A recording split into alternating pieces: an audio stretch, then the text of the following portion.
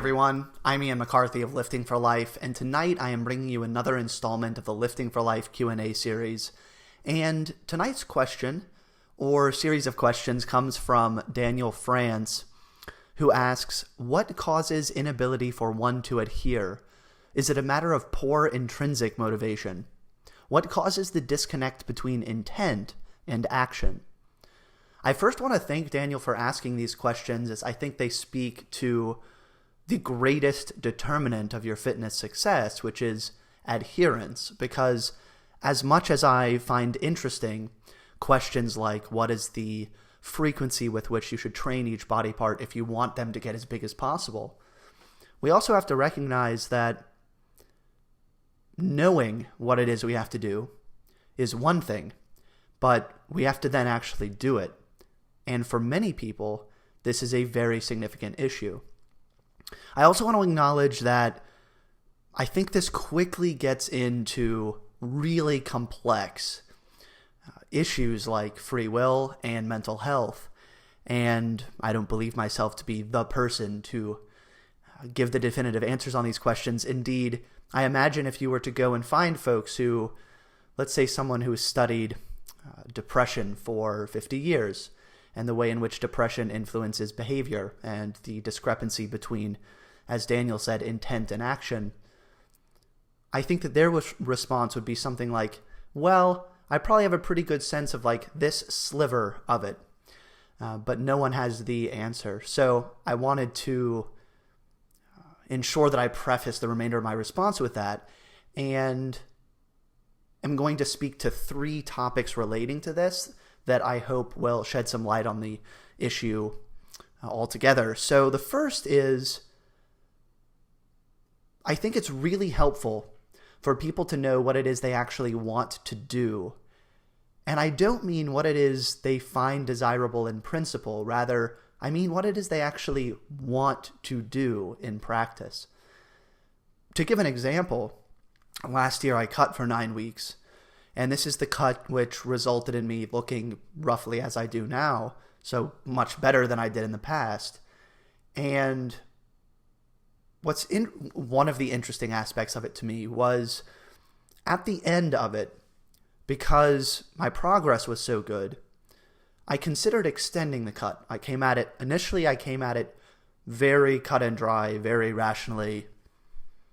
Good progress is happening here. Does it make sense to stop this process? And then what hit me was, you know what? My heart isn't in this anymore.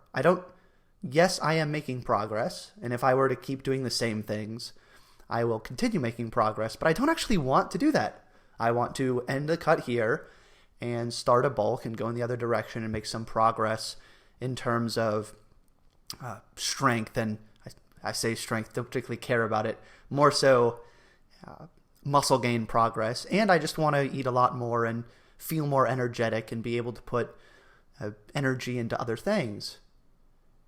And so the conclusion was, okay, I'm not going to do that. Now that's despite the fact that in principle, I find it desirable to be leaner. If I could snap my fingers and be leaner, I would.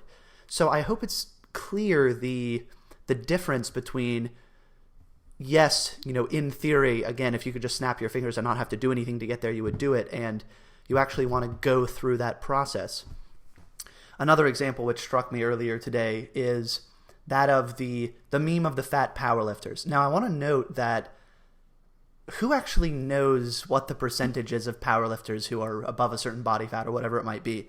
I've met a ton of powerlifters who either are actually bodybuilders, competitive bodybuilders, or basically are bodybuilders, like they haven't competed, but anyone would think they're a bodybuilder.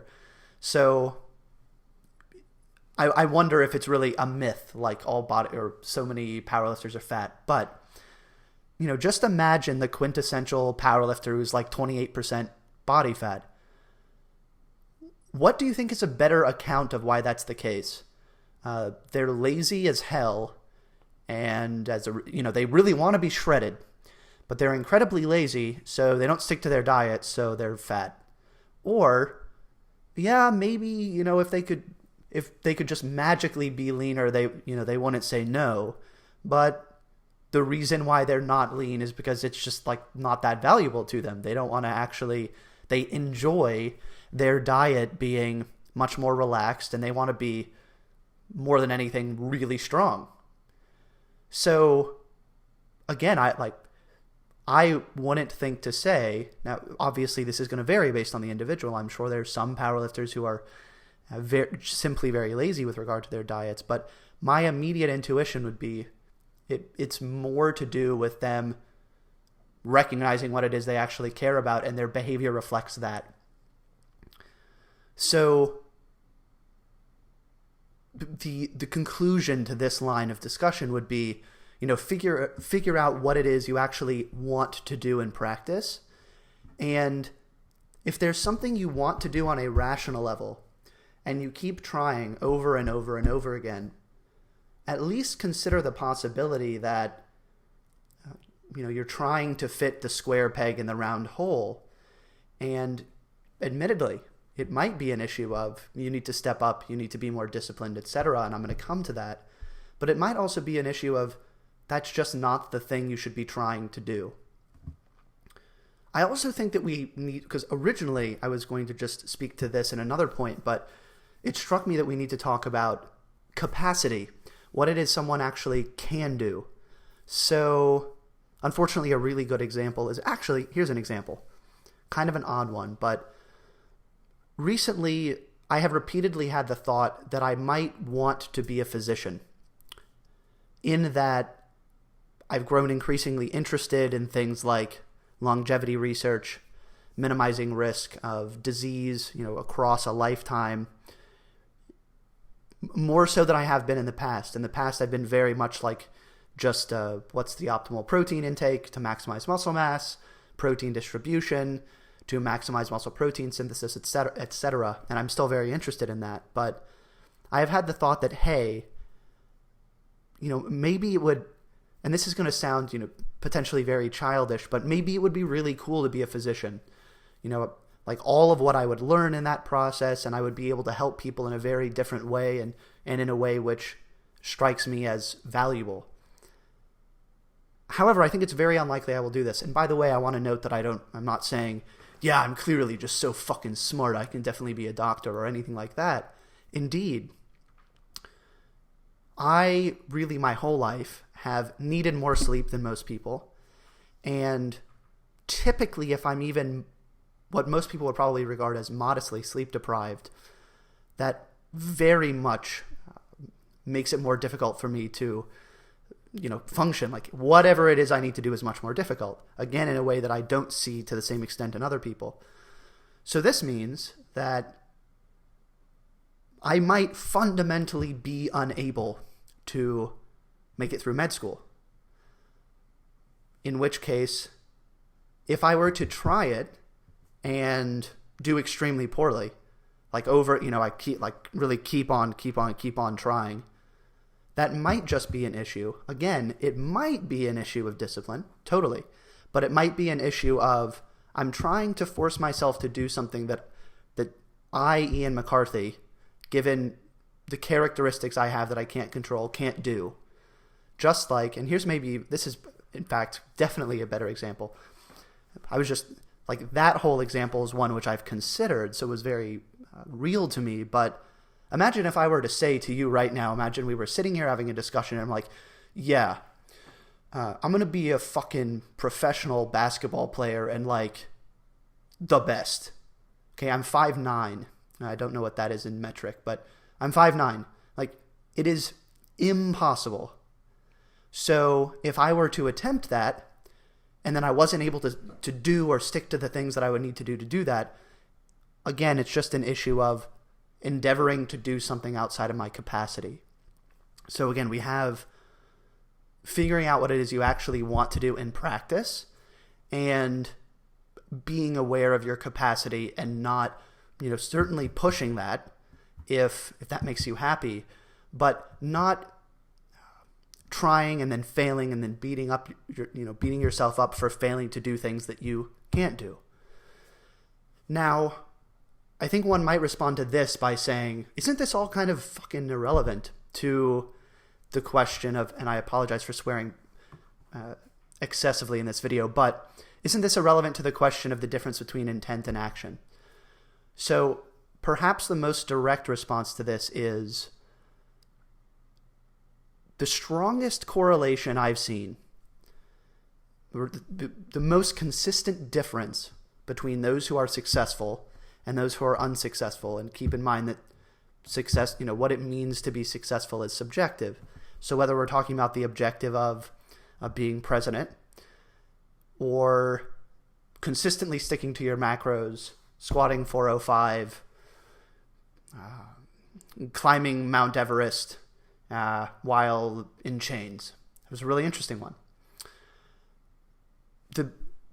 The difference I have noticed in practice meeting people between those who are successful and unsuccessful is having an internal versus external locus of control.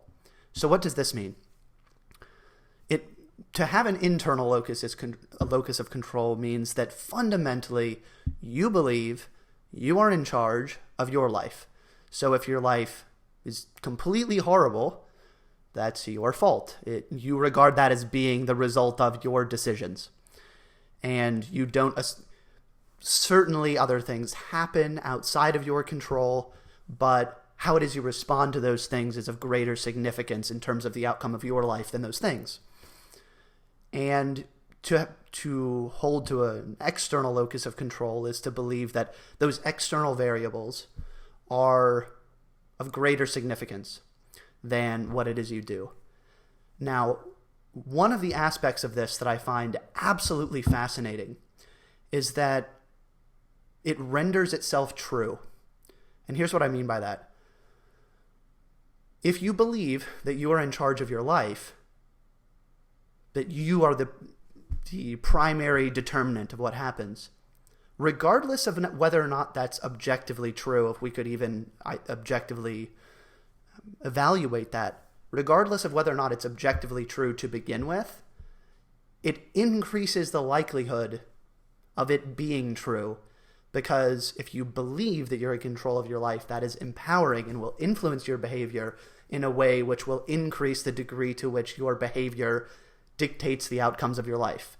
Similarly, if you think that you can't do anything and that all of these things happening in the world outside of your control really just, you're like a flag in the wind, and just the wind is determining what's happening, that's a disempowering belief, which will diminish, or I would say likely diminish, the degree to which you try to exert control in your own life. So for some folks I've worked with, a lot of people I've met, first of all, I would note that overwhelmingly I have no desire to actually criticize these people. I don't typically see it through the lens of, these people are just lazy. They just suck. Like it's all their fault. But what I see is this really unfortunate self-sustaining belief of I can't do anything. Like I'm fat because of whatever, I have bad genetics, so I can't do anything about it. I'm fat because my schedule is completely messed up. I can't control my schedule. I don't have access to whatever it might be that would allow me to be fit, etc. Meanwhile, the people who, thinking within the scope of fitness, the people who consistently hit their macros, eat in a way that they need to eat, get their workouts in, etc., are the people who believe that they're able to do that and that it's really up to them. Like if they, and to use myself as an example, not that I think I'm very far away from being, the ideal of the person who has like 100% control over everything they do, if that's even conceivable. If I were to decide tonight I'm just going to eat a whole pizza, I would perceive that as completely on me. Like I deliberately made the decision to not hit my macros, etc. And what's really interesting is you could take two otherwise identical people, identical in the sense of their scenario being the same. And so let's say it's a matter of really they are full-time student, they also work full-time, they're also married, They also have kids. That sounds really brutal, but you may like, I'm sure there is someone out there who's in that situation and they train 5 days a week and they really rarely miss workouts. And yeah, it is extremely difficult for them to do it. Like, it is very fatiguing and they have to exert great effort to do it. But fundamentally, they're able to do that because they believe that they're in control of their life. Meanwhile, you could have someone in exactly the same scenario, or you could have someone in a much less externally stressful scenario, and their outcome in terms of adherence to their diet, training, and so on could be much, much, much, much, much worse, because the stressors that they have, they just perceive as so overwhelming that they're paralyzed. They can't do anything. So it's tough to know how to turn that into a recommendation beyond saying that if you are someone who traditionally has really struggled with adherence, and in watching this video and hearing what I've said, a light bulb goes off and you're like, oh, like that's the way I think about the world. Somehow you want to move closer toward believing that you are in charge of your life. And again, this gets into issues of free will and who knows if any of this is actually even true in terms of, are you really in control of your life, or is it just a great illusion? And this is, of course, outside the scope of this channel, but in a way that doesn't matter. Like, coming at this from a pragmatic perspective, what matters is what you believe, because that's what's going to influence your behavior either positively or negatively. Interestingly, in my experience, because I've suffered from years from clinical depression, and clinical depression, definitely one component of it is just feeling like you can't do anything. Like you almost don't even have any influence over like your own body, kind of thing. In my experience, like very, very, very micro victories can be empowering because they accumulate. For example, if I were to say, I'm definitely going to film a video in 3 days at a particular time, and I were to, which is like, why would that be the thing? But if I were able to do that, like, that would feel significantly empowering to me. Like, I was able to do that. So again, you have to, like, what does this mean in practice? It means that you have to figure out what moves you in that direction. Again, if you're someone who struggled with this, I also recognize that there are people for whom this is a given. And you'll notice that those are the people who end up, the multi-millionaires. Those people tend to, like, again, in my experience, thrive in the military, thrive in corporate environments, etc., because they just do whatever they think they need to do, and that's it.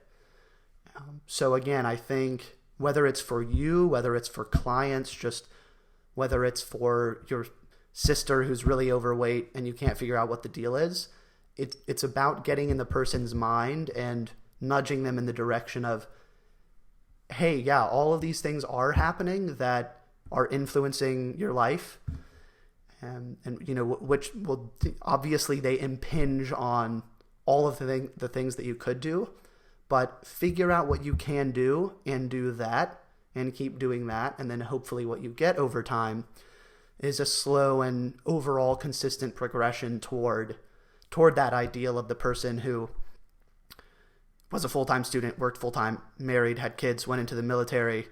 They were still able to do everything. I think there's some people who won't make it there, but there are people who are very close to the extreme of, like, not being able to track macros, coming back to the fitness point, not being able to track macros at all. They miss most of their workouts, etc.